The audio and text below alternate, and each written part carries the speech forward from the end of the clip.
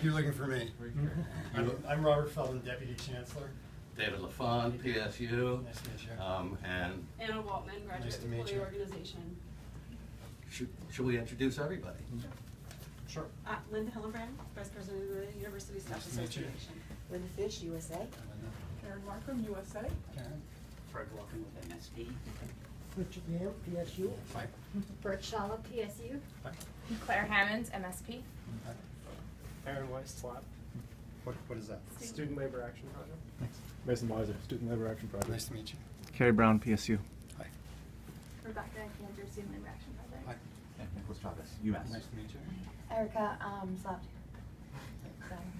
Carl Erickson, PSU. Nice to meet you. And Robinson last one. Tom Brashear, MSP. Hey. Got everybody? We got one of you, Oh, hi. Sorry. Tiffany Davis, Nice to meet USA. you. We come to you with the full faith and commitment of the members of all 5 unions representing UMass employees, those who keep the university running, as well as many members of our community who are neither union members nor employees. We're united in our belief and assertion that the contract proposals being presented to the campus unions are simply not just, sustainable, or right. In fact, those management proposals take us several enormous steps back in terms of equity, in terms of social justice, and in terms of the respect for the workers and their families struggling for recognition of the work they do. In short, management has offered nothing but a clear violation of human rights for its own employees and for the people who struggle to make this community whole, worthy of the ideals that it professes. Please accept these petitions as nothing less than a bid for you to abide by those ideals and nothing less than a commitment that we will not, under any circumstances, agree to or submit to what has been put before us in contract negotiations.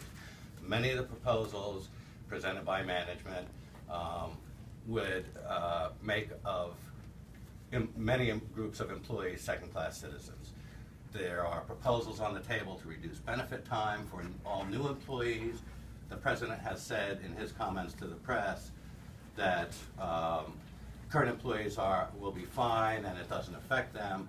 We see that as abhorrent. Any change that creates second-class citizens of any of the community in the university is abhorrent to all the unions. Some of the proposals that would leave the classified staff units with less additional money for various purposes, including health and welfare benefits, would, again, because they're tied to salary base, be unfair and unequitable. So all the unions are firm across the 4 campuses where we're heavily unionized in rejecting this kind of proposal. And last, we would ask if at some point in the near future, Chancellor Subbaswamy would be willing to meet with a delegation from the unions. I can't commit to that because I just don't know. I understand that. But I will certainly pass it on. I'm happy to accept this. As you know, he's at the Board of Trustees meeting. Right. I assume there's another copy. Yeah, they were presented there. Yeah. So, you know, everybody wants a fair contract for all the unions, and we want to treat our workers in the right way. So we're definitely committed to that, and we'll do our best for the entire university. So I thank you for coming, and I will pass this on. You know, one other thing I would just add off the cuff is that, you know, the proposal on benefit time, for example, we faced a similar proposal in 1995, and the concern from management was the balance sheet issue of the unfunded liability of carried vacation and sick time. And so several of the units came up with creative proposals to make changes in the structure of our benefit time that benefited the balance sheet, achieved what the university needed to do, and preserved our overall balance of benefit time for working members. This time around, these proposals are put on the table. There's no indication of why, what the motivation is, what the problem to be solved is. It seems to us that if the university was a bit more forthright in approaching these things and came to the union and said, look, this is our problem, can we figure out a creative way to solve it?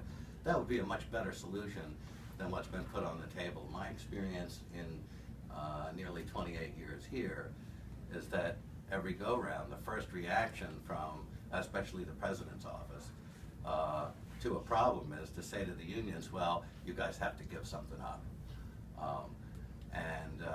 We're a bit, to say the least, a bit disappointed that there's not a little more creative thought going on at that office in Boston, especially with the budget that that office consumes out of the budget that would go to the other campuses. I appreciate what you're saying. And I hear you. You know, I will pass on those sentiments, and you know, I don't know the details of the negotiations really. Fair enough. But I certainly, you know, I mean, we all come from a premise of wanting to do what's best for all of you. So I, you know, I thank you for coming. And Well, thank you for your time. to the Chancellor. Okay. Thank you. Thank you. Thank you. Thank you.